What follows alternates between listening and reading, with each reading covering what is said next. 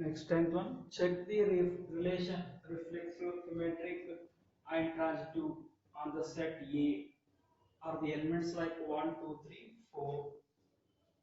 And one of the relation in which pairs are like this 1, comma 2, 2, comma 2, 1, comma 1, 4, comma 4, 1, comma 3, 3, comma 3, 3, comma 2. ಇವು ಪೇರ್ಸ್ಗಳನ್ನು ಕೊಟ್ಟಿದ್ದಾರೆ. Given set ದಾಗಿನ elements ನೋಡ್ಕೊಳ್ರಿ, relation ದಾಗಿನ pairs ನೋಡ್ಕೊಳ್ರಿ, reflexive, symmetric ಮತ್ತೆ transitive ಬಗ್ಗೆ discuss ಮಾಡಬೇಕು.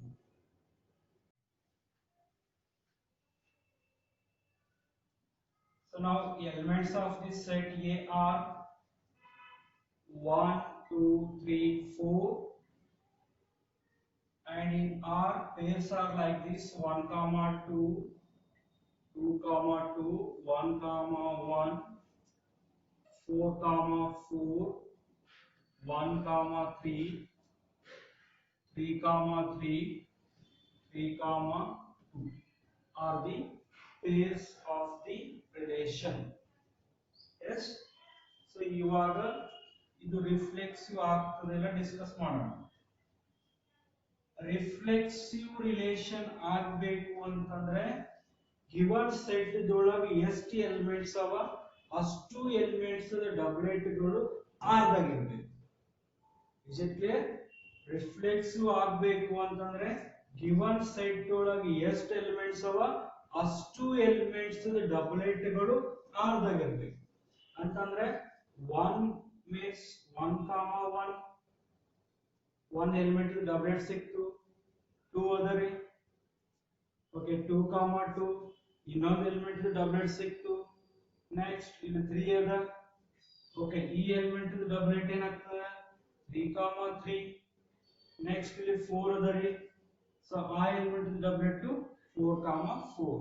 So reflexive means given set ಒಳಗೆ 4 elements ಅವ, 4 elements ಡಬ್ಲೆಟ್ಗಳು R ದಾಗ.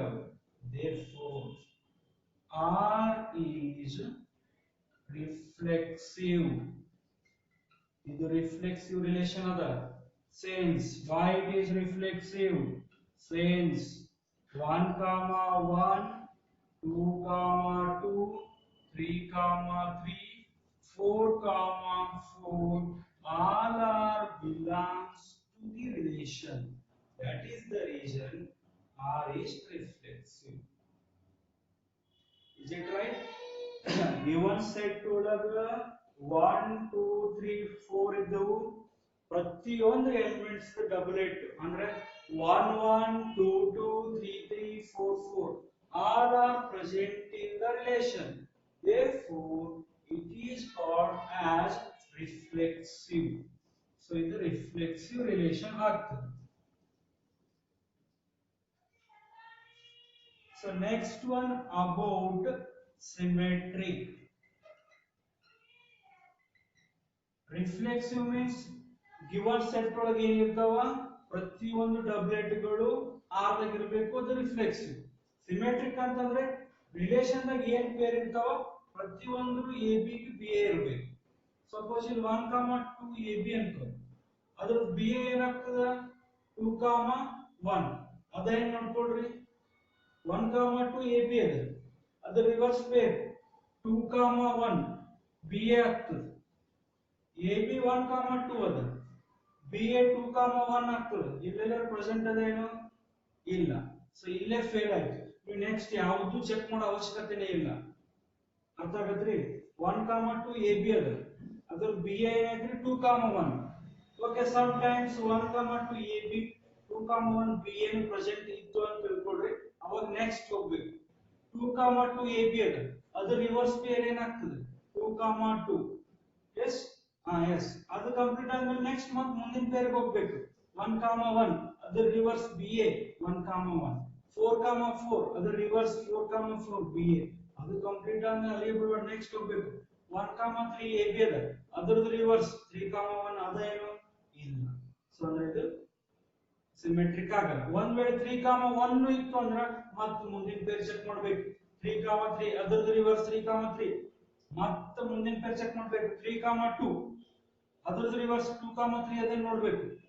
ಎಸ್ ಈಗ ಪ್ರತಿಯೊಂದಕ್ಕೂ ಚೆಕ್ ಮಾಡ್ತಾ ಹೋಗ್ಲಿಕ್ಕೆ ಬಿ ಎ ಸಿಗ್ತಿತ್ತು ಅಂದ್ರೆ ಅಷ್ಟಕ್ಕೆ ಬಿಡಬಾರ್ದು, ಪ್ರತಿಯೊಂದು ಪೇರಿಗೂ ಬಿ ಎ ಇರಬೇಕು. ಎಸ್, ಬಟ್ ಇನ್ನು ಅಬ್ಸರ್ವೇಷನ್ ಮಾಡಿದ್ರೆ 1, 2 ಅದ, ಬಟ್ 2, 1 ಇಲ್ಲ, ಇಲ್ಲೇ ಫೇಲ್ ಆಯ್ತು. ಮುಂದಿನ ಇರ್ಲಿಕ್ಕೆ ಬಿಡ್ರಿ, ಥಿಂಕ್ ಮಾಡೋ ಅವಶ್ಯಕತೆ ಇಲ್ಲ. ಒಂದ್ ವೇಳೆ 1, 2, 2, 1 ಇದ್ರೆ ಮುಂದಿನ ನೋಡ್ಬೇಕು, ಅಲ್ಲಿನೂ ಪ್ರೆಸೆಂಟ್ ಇದ್ರೆ ಮತ್ತೆ ಅದು ನೆಕ್ಸ್ಟ್ ಚೆಕ್ ಮಾಡ್ಬೇಕು. ಅಂದ್ರೆ ಅಲ್ಲೇ ಫೇಲ್ ಆಯ್ತು ಮುಂದಿನ ನೋಡೋ ಅವಶ್ಯಕತೆ ಇಲ್ಲ, ಮುಂದಿನ ಇದ್ರು ಅಷ್ಟೇ ಬಿಟ್ರು ಅಷ್ಟೇ. Yes, now it is not a symmetric relation. ಇದು symmetric ಆಗಲ್ಲ. Why it is not symmetric? R is not symmetric. R is not symmetric since 1, 2 belongs to R, but 2, 1 does not belongs to R.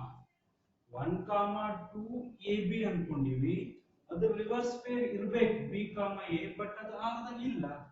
ಒಂದ್ ವೇಳೆ ಅದು ಇತ್ತಂದ್ರೆ next check ಮಾಡ್ಬೇಕು, ಅದರದ್ದು B ಐತಂದ್ರೆ next check ಮಾಡ್ಬೇಕು, ಅದರದ್ದು B ಐದ್ರೆ ನೆಕ್ಸ್ಟ್ ಚೆಕ್ ಮಾಡ್ಬೇಕು.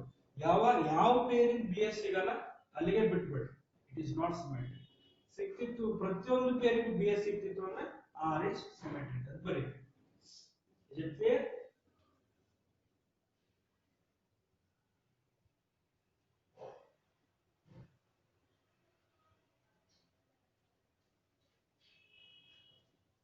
Next we are discussing about transitive.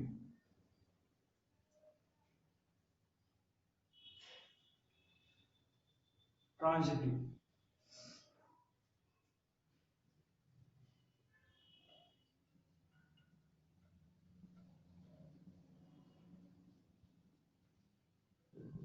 Transitive means AB belongs to R, BC belongs to R, AC belongs to R is called as transitive. Otherwise, AB form is also called as transitive. Okay, now 1, 2 AB in 2 din end agidri, in 2 din start agada, therefore it is considered as a BC. Now our AC is what? 1, 2, yes, 1, 2 present here. ಇದು AB ಆಗಿ behave ಮಾಡ್ತದೆ, ಇದು BC ಆಗಿ behave ಮಾಡ್ತದೆ. That time we have AC is what? 1, 2, yes, 1, 2 is present here. ಇಷ್ಟಕ್ಕೆ transitive ಅನ್ಬಾರ್ದು. Next remaining ಪೇರ್ಗಳಿಗೂ check ಮಾಡಬೇಕು. Next ಇಲ್ಲಿ ನೋಡಿ 1, 1 AB, yes, ಇಲ್ಲಿ 1 ಇಂದ ಎಂಡ್ ಆಗದ್ರಿ, ಇಲ್ಲಿ 1 ಇಂದ ಸ್ಟಾರ್ಟ್ ಆಗದ, ಇದು BC ಆಗ್ತದ, ಅವಾಗ AC ಏನಾಗ್ತದ? 1, 3, yes, it is 1, 3 itself a AC. ಇಷ್ಟಕ್ಕೆ ಕ್ಲಿಯರ್ ಮಾಡ್ಕೊಳ್ಳಿ. ನೆಕ್ಸ್ಟ್ 4, 4 AB ಅನ್ಕೊಳ್ಳಿ, ಯಾವುದರ 4 ಇಂದ ಸ್ಟಾರ್ಟ್ ಆಗ್ಯದೇನು? ಇಲ್ಲ, means it is only AB form. Previous ಎಲ್ಲ AB BC AC holds good ಆಗ್ತದ, ಇಲ್ಲಿ AB BC AC holds good ಆಗ್ತದ, ಇಲ್ಲಿ AB ಅದ, ಅಪ್ ಟು ಇಲ್ಲಿವರೆಗೆ ಚೆಕ್ ಮಾಡಿದ್ರೆ ಟ್ರಾನ್ಸಿಟಿವ್ ಆಗ್ತದೆ. ಆದ್ರೂ ಮತ್ತೆ ನೆಕ್ಸ್ಟ್ ಪೇರ್ಗಳು ಚೆಕ್ ಮಾಡ್ಬೇಕು.